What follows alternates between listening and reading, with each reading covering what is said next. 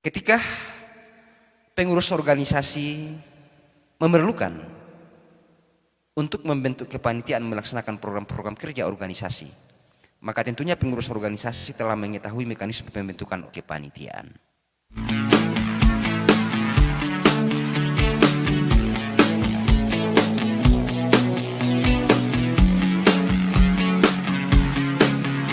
Jadi ada dua hal yang akan kita bahas pada malam hari ini berkaitan dengan kepanitiaan, yaitu yang pertama adalah kita akan mengenal bagaimana prosedur pembentukan kepanitiaan.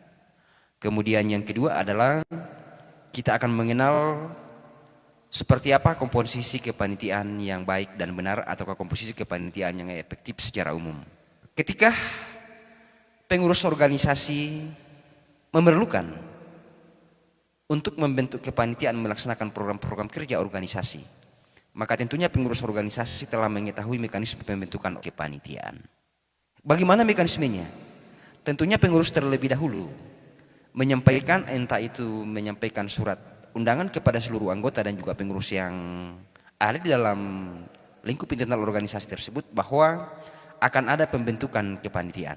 Jauh-jauh sebelumnya, minimal 3 hari sebelum pelaksanaan pembentukan kepanitiaan. Pembentukan kepanitiaan ini tentunya akan dilaksanakan melalui rapat pengurus. Ada berbagai macam rapat-rapat kepengurusan organisasi, yang salah satunya adalah rapat pembentukan kepanitiaan.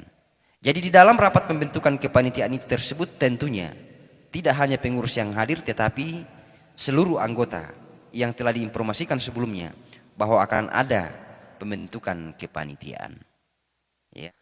Melalui rapat pembentukan kepanitiaan yang dilakukan oleh pengurus organisasi tersebut, maka tentunya masih ada mekanisme-mekanisme yang harus dilakukan terlebih dahulu sebagaimana pelaksanaan rapat organisasi.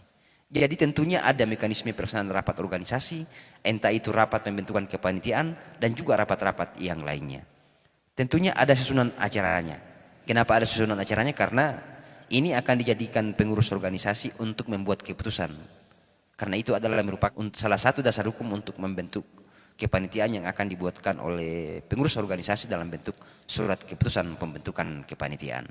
Ya, karena ketika tidak ada hasil keputusan rapat, maka tentunya keputusan itu boleh dikatakan tidak memiliki legitimasi yang kuat, karena mungkin saja hanya ditunjuk secara langsung oleh pengurus organisasi, dalam hal ini ketua organisasi ataukah pengurus organisasi yang lainnya. Sehingga apapun kepanitiaan tersebut haruslah dilaksanakan rapat organisasi, karena itu akan dimuat atau itu akan dicantumkan di dalam surat keputusan yang diktumnya di situ adalah memperhatikan. Memperhatikan tentunya ketika membuat surat keputusan ada anggaran dasar dan anggaran rumah tangga, kemudian yang berikutnya yang kedua di situ adalah hasil rapat pembentukan kepanitiaan tanggal ini. Ya, itu adalah merupakan dasar hukum.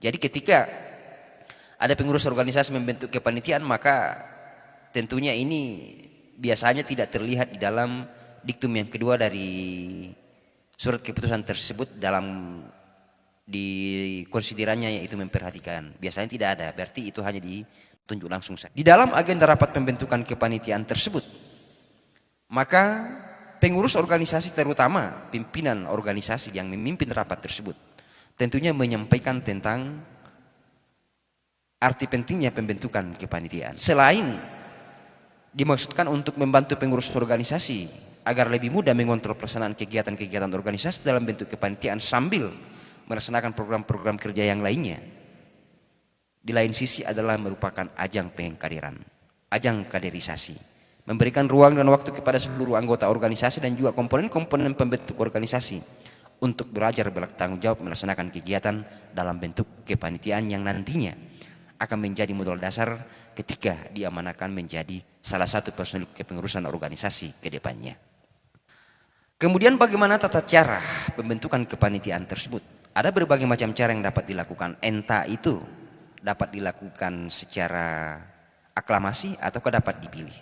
Pimpinan organisasi ketika memimpin rapat pembentukan kepanitiaan biasanya hanya memilih ketua, sekretaris, bendahara dan juga panitia inti.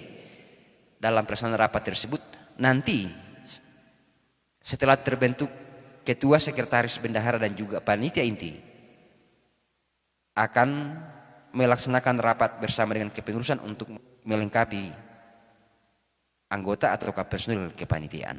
Ini akan memakan waktu yang begitu lama ketika mulai dari ketua sampai dengan anggota-anggota setiap seksi dalam kepanitiaan tersebut akan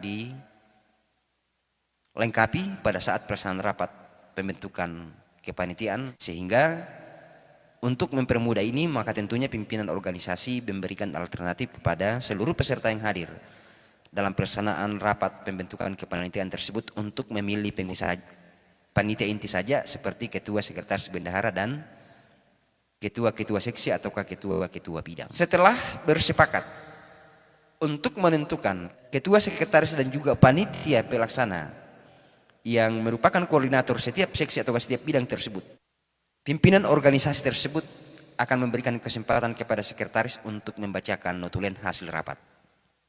Notulen hasil rapat ini sangat mudah sekali karena hanya pembentukan kepanitiaan.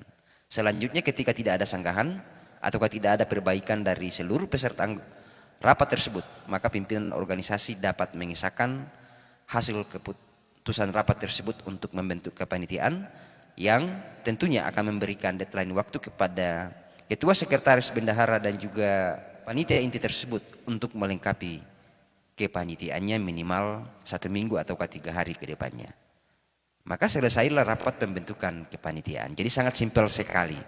Kemudian setelah kita membahas tentang prosedur pelaksanaan pembentukan kepanitiaan, tentunya melalui rapat organisasi dalam agenda rapat pembentukan kepanitiaan. Yang sekarang ini kita akan membahas yang poin yang kedua, yaitu bagaimana komposisi kepanitiaan yang sebenarnya. Jadi bagaimana komposisi kepanitiaan yang efektif atau bagaimana komposisi kepanitiaan yang secara umum ada pada masing-masing organisasi.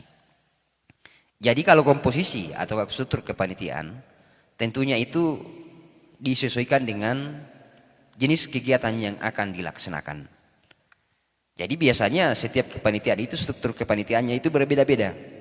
Kenapa berbeda-beda? Karena ini disesuaikan dengan jenis kegiatan yang akan dilaksanakan. Meskipun demikian, penting dipahami bahwa struktur kepanitiaan itu tentunya secara umumnya ada beberapa bagian. Komposisi kepanitiaan yang pertama adalah penanggung jawab. Jadi ada 2, penanggung jawab umum dan juga penanggung jawab harian atau penanggung jawab kegiatan. Penanggung jawab umum ini adalah ketua organisasi atau pimpinan organisasi.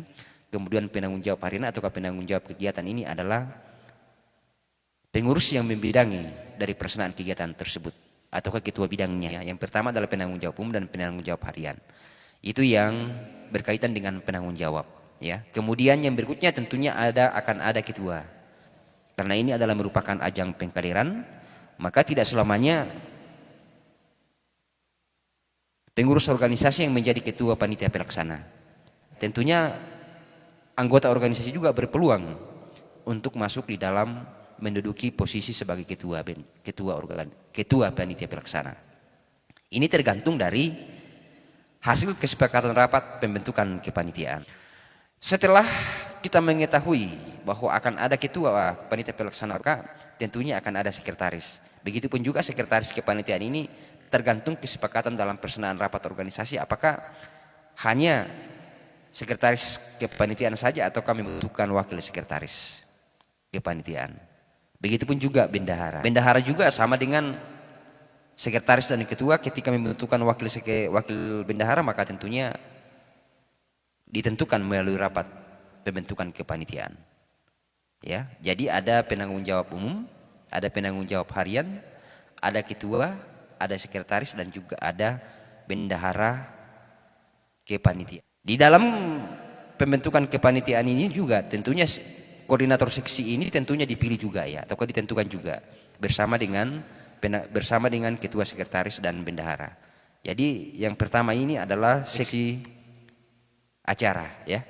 Kemudian yang kedua, komposisi yang kedua dari seksi-seksi adalah seksi kepanitiaan adalah seksi usaha dana. Jadi masing-masing kepanitiaan itu yang dibentuk kepengurusan organisasi tentunya akan ada yang disebut dengan seksi usaha dana. Karena bagaimanapun juga kegiatan-kegiatan kepanitiaan itu tentunya tidak akan berlanjut ketika tidak ada seksi usaha dana, ya.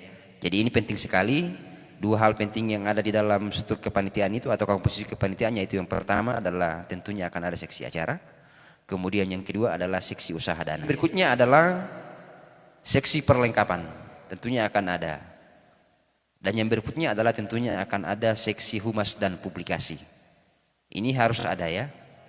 Dan yang berikutnya adalah seksi konsumsi. Dan yang terakhir adalah seksi keamanan.